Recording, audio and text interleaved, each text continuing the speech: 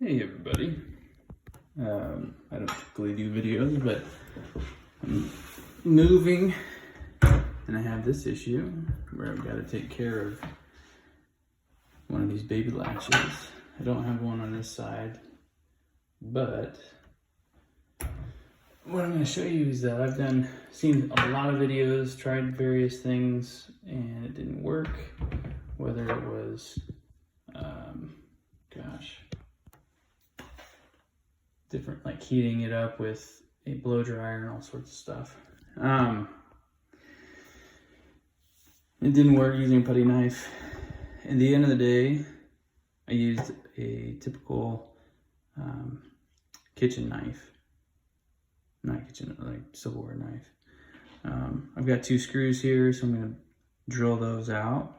But then I essentially just go in and I start to separate this piece from the door, and it's slowly scraping the adhesive away. And it seems to be the only thing that ever typically works. So I'll try to do it to where I can show you what's going on. Okay, so not exactly in the shot, but there I've removed the 2 screws. The reason I'm showing this is because I've had to do this several times in the last couple of years, and I've had just a heck of a time trying to get these things off. It's been absolutely maddening.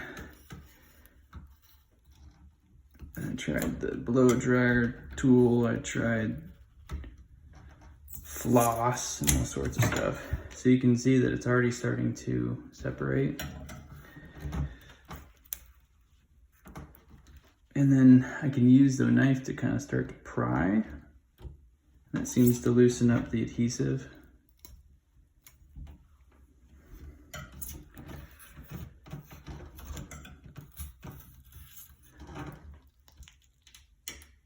Slowly but surely.